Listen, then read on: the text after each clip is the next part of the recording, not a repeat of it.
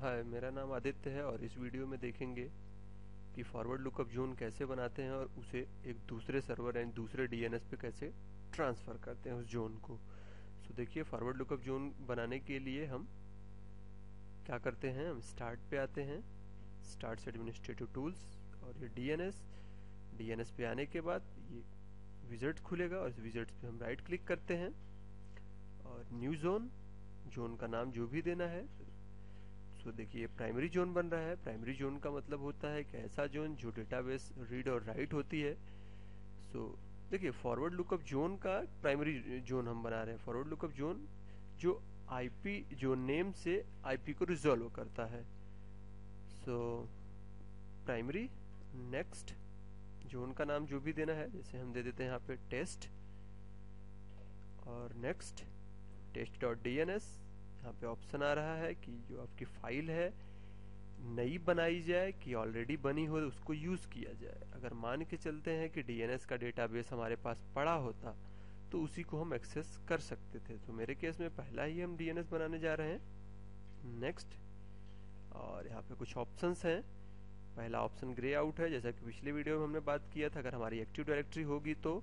और दूसरा है allow both non secure and secure dynamic updates, यानी जो भी कंप्यूटर्स इस नेटवर्क से जुड़ेगा, इस डोमेन से जुड़ेगा, जो डोमेन नेटवर्क में होगा, उसकी ऑटोमेटिकली एंट्री कर दी जाए उसकी करस्पॉन्डिंग नेम और आईपी से रिलेटेड।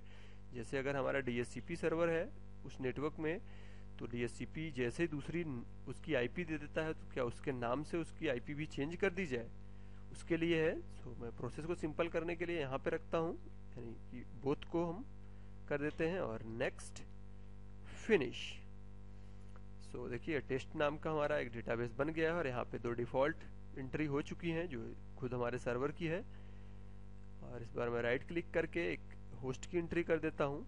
सो होस्ट मैं यहाँ पे रख देता हूँ test02 और मान के चलता हूँ मैं उसकी आईपी 10.0.3 है।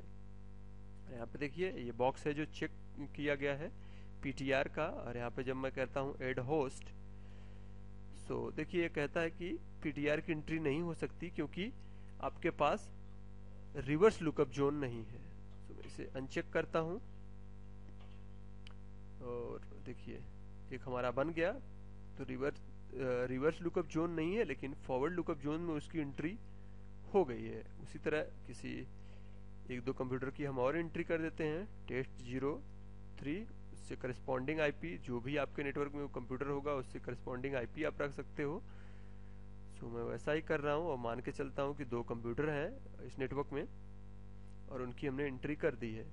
सो अब ये हमारा रीड राइट डेटाबेस यहाँ पे रखा गया है।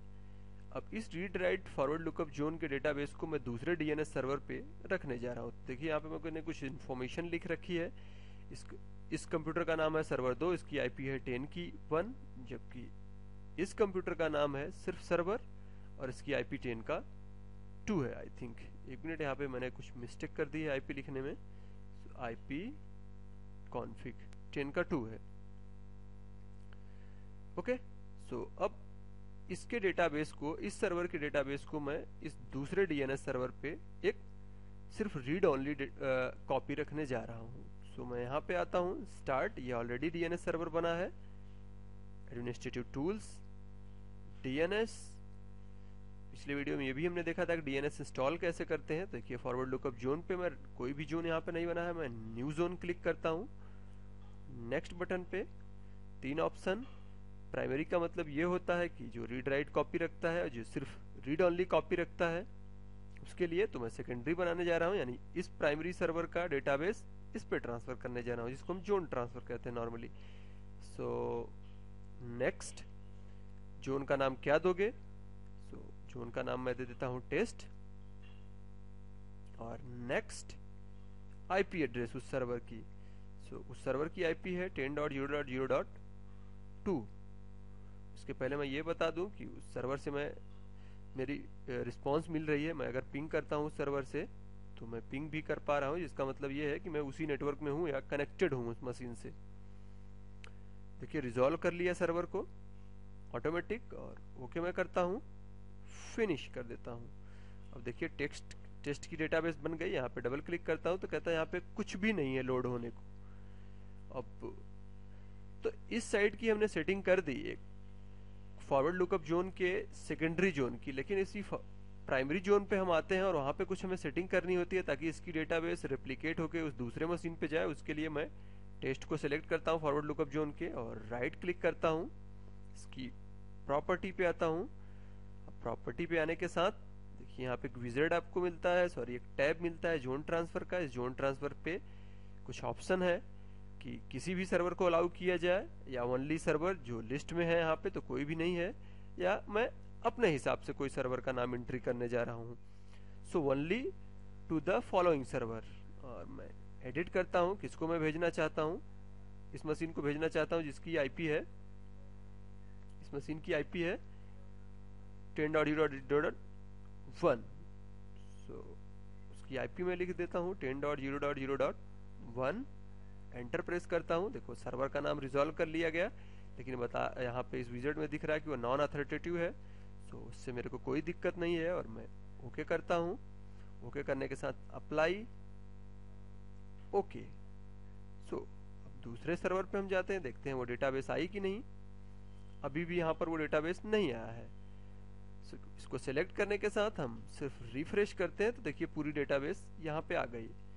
और इस पे मैं कोई जैसे ही नई कोई एंट्री करूंगा, जैसे मान के चलते हैं इस बार मैंने टेस्ट 022 कर दी और इससे करस्पॉन्डिंग आईपी जो भी आपके नेटवर्क में आईपी होगी आप उसको रख सकते हो। ऐड होस्ट कर दिया, ओके किया और डन।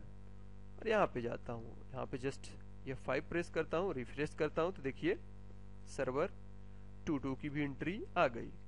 सो इस वीडियो में हमने सीखा कि कैसे हम एक प्राइमरी फॉरवर्ड लुकअप जोन बनाते हैं जिसकी प्राइमरी डेटाबेस को हम दूसरे फॉरवर्ड लुकअप जोन को सेकेंडरी बनाते हैं। तो ये रीड राइट कॉपी जो होती है हमारी यहाँ पे रखी जाती है, जबकि यहाँ पे हमारी रीड ओनली कॉपी रखी जाती है। देखिए यहाँ पे न्यू का कोई ऑप्शन नहीं है, जबकि हम यहाँ पे आते हैं तो देखिए हमारे पास न्यू होस्ट की एंट्री करने के लिए ऑप्शन है। साथ ही साथ मैं एक अच्छी चीज बता दूं, जब भी हम डीएनएस बनाते हैं तो एक डिफॉल्ट बैकअप हमारा बन जाता है जो हमारे सी ड्राइव यानी कि जहां पे अपना ऑपरेटिंग सिस्टम जहां पे हमारा पड़ा होता है उसके अंदर सिस्टम 32 के अंदर डीएनएस नाम के एक फोल्डर में पड़ी होती है। सो डी हम प्रेस करते हैं ये, और देखिए यहाँ पे बैकअप और जो भी एंट्री हमने की है अभी जो टेस्ट नाम का डीएनएस बनाया है उसकी डेटाबेस और उसकी बैकअप। ओके, सो इस वीडियो में इतना ही। आगे की वीडियो में हम देखते हैं कि रिवर्स लुकअप जोन बना के कैसे हम उसे सेकेंडरी जोन पे ट्रांसफर करते हैं। So thanks for watching.